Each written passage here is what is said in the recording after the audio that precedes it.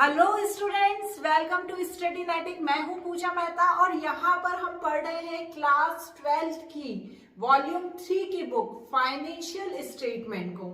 आज यहाँ पर मैं चैप्टर 2 आपको एक्सप्लेन करने वाली हूँ। ये थ्योरेटिकल चैप्टर है। इससे पहले जो चैप्टर 1 है वो मैं आपको पहले एक्सप्लेन कर चुकी हूँ। उसके बाद दिवाली ब्रेक आ गया था, उसके बाद मेरी थोड़ी सी तबीयत ठीक नहीं थी। इसके कारण मैं बहुत टाइम बाद, इतने भी नहीं, एक आध वीक बाद वीडियो अपलोड कर रही हूँ। उसके लिए आप सभी बच्चों से सॉरी कहती हूँ कि वीडियो इतने टाइम बाद आ रहा है, बट कुछ प्रॉब्लम्स हो जाती हैं जिसके कारण हम वीडियो अपलोड नहीं कर पाते हैं। लेकिन मुझे पता है कि आप लोगों के एग्जाम आने वाले हैं। मैं जल्द ही इस बुक के जो बाकी बचे हुए चैप्टर हैं वो कंप्लीट करा दूंगी, फिर हम रिवीजन स्टार्ट करेंगे। तो बिना देरी किए स्टार्ट करते हैं। क्या चैप्टर है? Chapter 2 financial statement analysis. ये फाइनेंशियल स्टेटमेंट के अंदर ही आता है चैप्टर 2। क्या कहता है ये फाइनेंशियल स्टेटमेंट एनालिसिस? इसका हम मीनिंग समझ लेते हैं। फाइनेंशियल स्टेटमेंट को तो आप लोगों ने बहुत ही अच्छे से समझ लिया था कि फाइनेंशियल स्टेटमेंट क्या होता है, फिर भी थोड़ा सा रिकेप कर देती हूँ। फाइनेंशियल स्टेटमेंट जो हमारी प्रॉफिट एंड लॉस होता है और जो बैलेंस शीट होती है उसे हम फाइनेंशियल स्टेटमेंट कहते हैं। क्योंकि कोई भी कंपनी जब काम करती है तो अकाउंटिंग ईयर के एंड में वो अपना फाइनेंशियल स्टेटमेंट बनाती है ताकि उसे पता चले कि उसकी कंपनी किस हाल में है, उसे प्रॉफिट हो रहा है, उसे लॉस हो रहा है। तो ये सब देखने के लिए वो क्या करती है? फाइनेंशियल स्टेटमेंट बनाती है। अब यहाँ पर हम पढ़ रहे हैं फाइनेंशियल स्टेटमेंट एनालिसिस। क्या होता है? Analysis of financial statement is a systematic process of analysis the financial information of the financial statement, ठीक है, to understand and take economic decision. देखिए, जो फाइनेंशियल स्टेटमेंट बनाते हैं उसमें जितने भी कंपोनेंट्स होते हैं उनका एनालिसिस करने के लिए, क्यों? क्योंकि उनसे हमें क्या मिलती है? फाइनेंशियल इंफॉर्मेशन मिलती है जो इंपॉर्टेंट होती है किसके लिए? इकोनॉमिक डिसीजन लेने के लिए। इकोनॉमिक डिसीजन से क्या मतलब है? जैसे हमें आगे इस कंपनी में इन्वेस्टमेंट और करना चाहिए या नहीं, ये कंपनी आगे प्रॉफिट देगी कि नहीं देगी। ऐसा तो नहीं है कि हम इस कंपनी को चलाए जा रहे हैं और इस कंपनी से हमें लॉस हो रहा है। तो ये सब जानकारी देने के लिए हम फाइनेंशियल स्टेटमेंट एनालिसिस तैयार करते हैं। जो टर्म है फाइनेंशियल एनालिसिस की, उसमें एनालिसिस और इंटरप्रिटेशन दोनों वर्ड इंक्लूड होते हैं। एनालिसिस का क्या मतलब होता है कि जो फाइनेंशियल स्टेटमेंट होता है उससे जो फाइनेंशियल डेटा, उसमें जो फाइनेंशियल डेटा दिया होता है उसका हम प्रॉपर क्लासिफिकेशन करते हैं। क्या करते हैं? प्रॉपर क्लासिफिकेशन करते हैं। किस पार्ट में? एनालिसिस पार्ट में। और इंटरप्रिटेशन में क्या करते हैं? इंटरप्रिटेशन में जो हम फाइनेंशियल जो डेटा है उससे जो हमने क्लासिफिकेशन किया है उसका क्या करते हैं? उसका हम प्रॉपर मीनिंग समझते हैं और उसका सिग्निफिकेंस करते हैं। मतलब जो जो हमने डेटा कलेक्ट किया है वो किस तरीके का है, किस नेचर का है, वो क्या हमें प्रॉफिट दे रहा है, लॉस दे रहा है, वो सब हम इंटरप्रेट करते हैं। ठीक है ना? तो अब ये सब चीजें क्यों जरूरी है? फाइनेंशियल स्टेटमेंट एनालिसिस क्यों जरूरी है? क्योंकि जितने भी हमारे क्रेडिटर्स हैं, इन्वेस्टर्स हैं और जो अदर यूजर हैं फाइनेंशियल स्टेटमेंट के, वो जानना चाहते हैं कि कंपनी में आगे क्या होने वाला है या पास्ट में क्या हुआ है। तो ये सारी इंफॉर्मेशन फाइनेंशियल स्टेटमेंट एनालिसिस के थ्रू ही पता चलती है, जिससे क्या एक्सेस कर सकते हैं? Credit worthiness, financial soundness and earning potential of the business. ये हमें ये सब चीजें क्लियरली बता देती है कि कंपनी में क्या क्या हो सकता है। ठीक है, तो ये क्या है? फाइनेंशियल स्टेटमेंट एनालिसिस का मीनिंग है। नेक्स्ट क्या है? कौन कौन से ऐसे टूल्स हैं और टेक्निक्स है फाइनेंशियल स्टेटमेंट एनालिसिस की जो यूज की जाती हैं। ठीक है, तो देखिए हम यहाँ पर चैप्टर 2 पढ़ रहे हैं, ठीक है ना? फाइनेंशियल स्टेटमेंट का चैप्टर 2 पढ़ रहे हैं। अभी हमें चैप्टर 3, 4 एंड 5 भी पढ़ना है। ठीक है ना? तो ये जो चैप्टर 2 है उसमें आप ये देखिए देख रहे हैं, ये एक है कंपैरेटिव स्टेटमेंट जो tool and techniques of financial statement बताती है।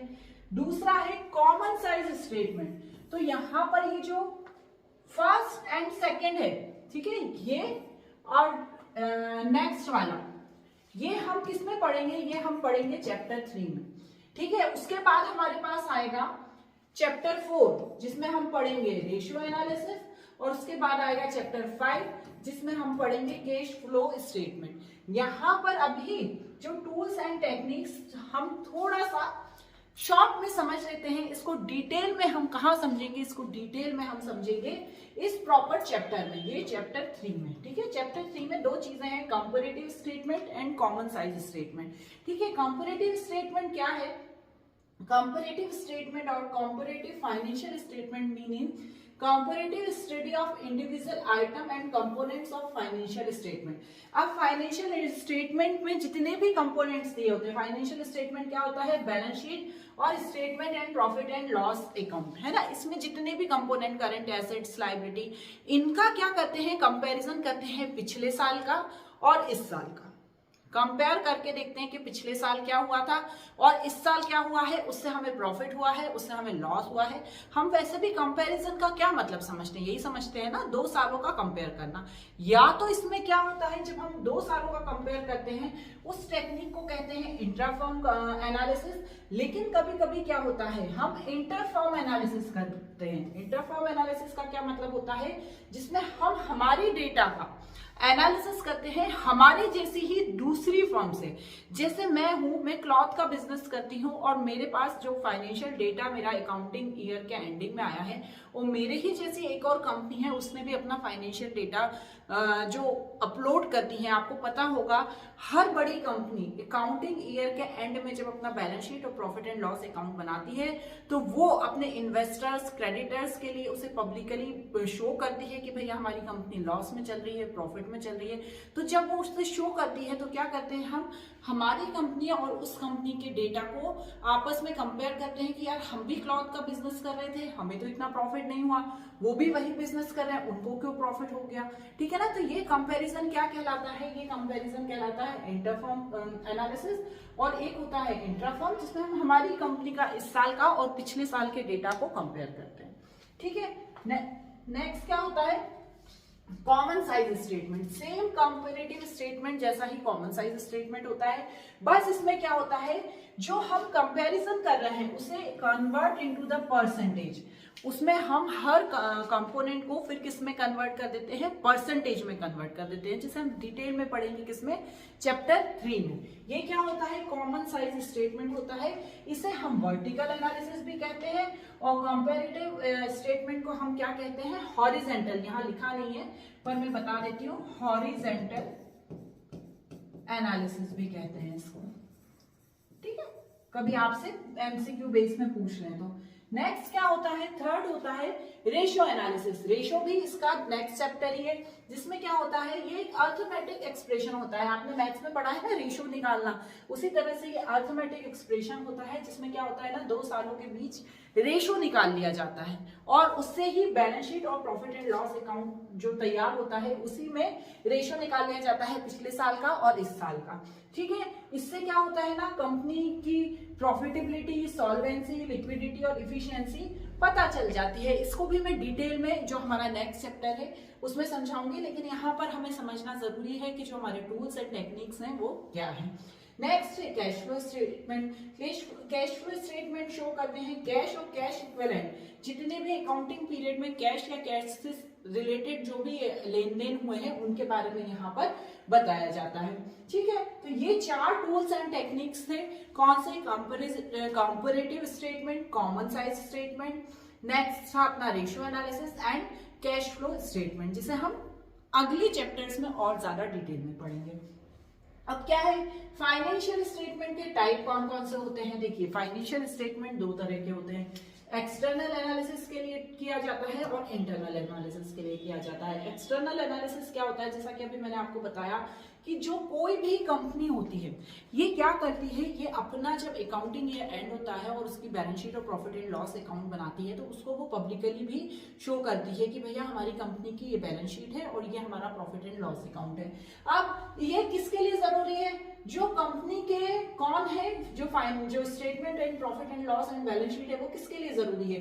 ये जो इन्वेस्टर्स हैं, जो कंपनी में इन्वेस्ट कर रहे हैं, ये एक्सटर्नल है, ये कंपनी के अंदर तो नहीं है, ये कंपनी के बाहर के लोग हैं, तो एक्सटर्नल्स के लिए इंपॉर्टेंट है, लेंडर्स के लिए इंपॉर्टेंट है, क्रेडिटर्स के लिए, गवर्नमेंट एजेंसीज के लिए, रिसर्च स्कॉलर्स के लिए। आप देखेंगे बहुत सारे रिसर्च स्कॉलर्स हैं, वो भी क्या करते हैं कि कंपनी पे रिसर्च करते हैं। मैं खुद एक PhD स्कॉलर हूं, तो मुझे पता है कि ये बहुत ही इंपॉर्टेंट होती है किसी भी कंपनी की balance sheet and profit and loss, उसके हिसाब से उस कंपनी की रिलायबिलिटी के बारे में पता चल जाता है। नेक्स्ट होता है इंटरनल एनालिसिस। इंटरनल एनालिसिस कौन होता है?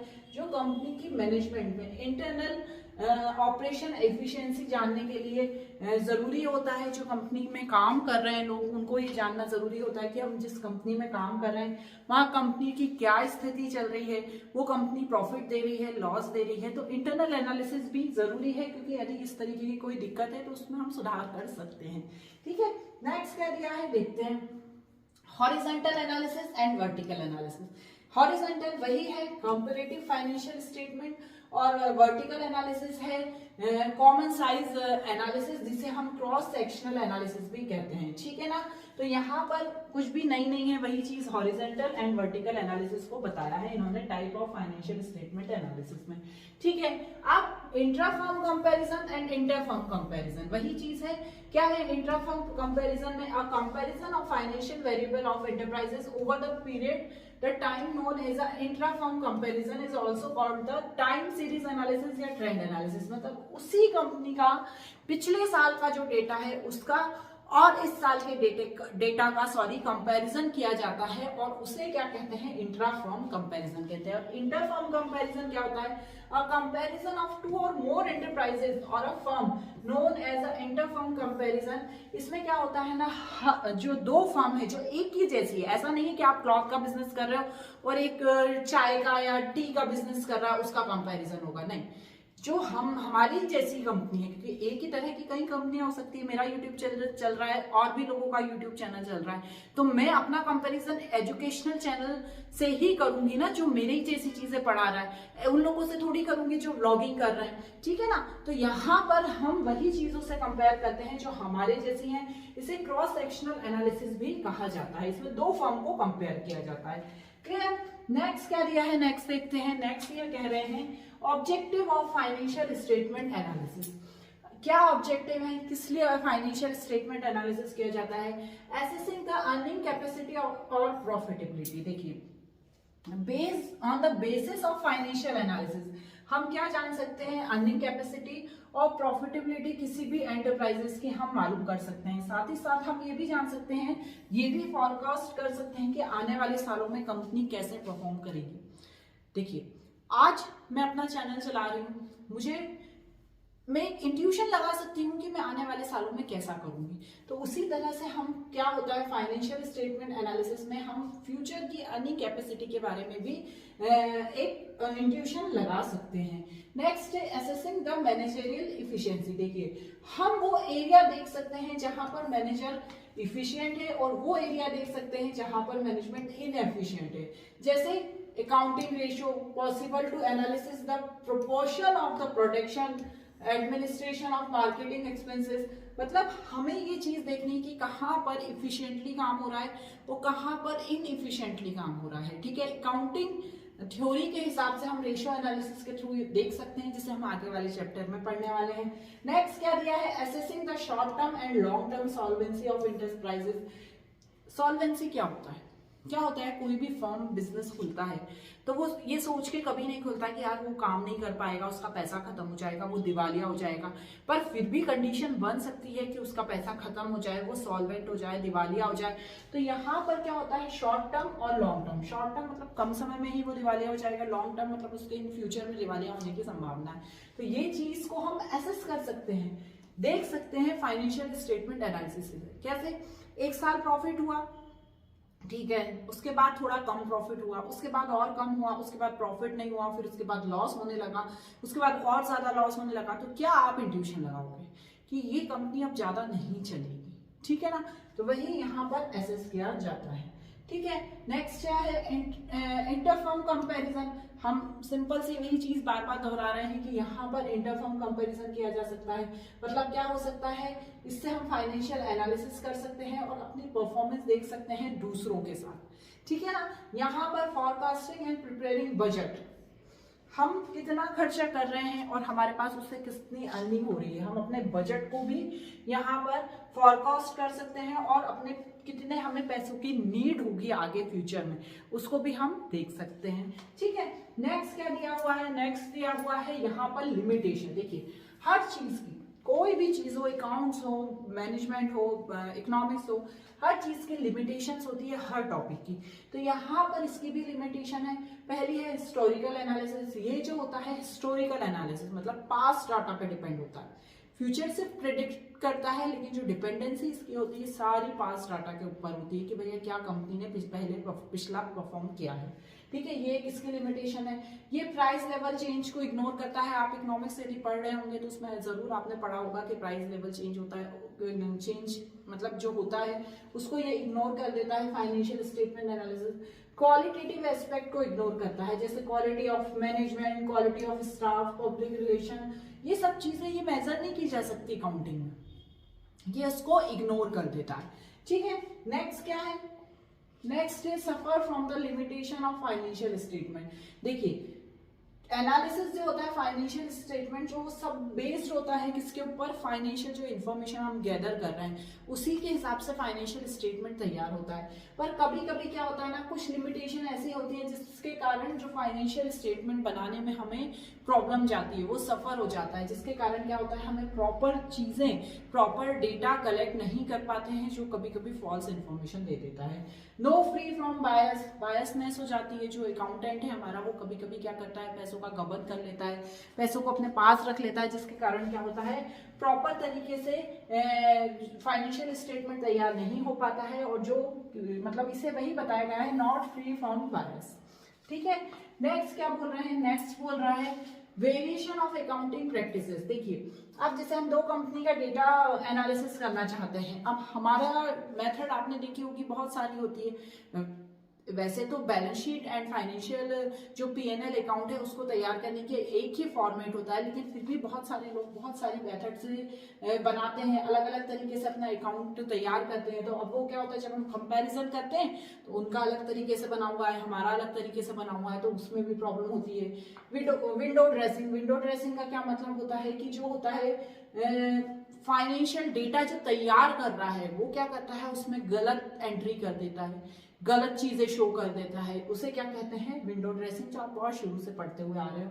और identify symptoms. Financial analysis identify symptoms of the problem but not offer to the diagnosis. मतलब ये सिर्फ सिम्टम्स बताता है, लेकिन उसको उसकी जो प्रॉब्लम्स है उसको डायग्नोसिस नहीं कर पाता। ये remedy to rectify the problem, ये किसी भी प्रॉब्लम को सुधार नहीं सकता। तो वही चीज इसमें बताई हुई है। तो यहाँ पर फाइनेंशियल स्टेटमेंट एनालिसिस के चैप्टर को हमने थ्योरी के रूप में बहुत अच्छे से समझ लिया है। अब इसका नेक्स्ट वीडियो बहुत ही जल्दी चैप्टर 3 का लेकर आ रही हूँ, उसके बाद हम रेशियो एनालिसिस चालू करेंगे। ठीक है, मेरे वीडियोस को यदि आप देख रहे हैं, आपको पसंद आ रहा है तो मेरे चैनल को सब्सक्राइब जरूर कीजिएगा। आज के लिए इतना ही, बाय बाय।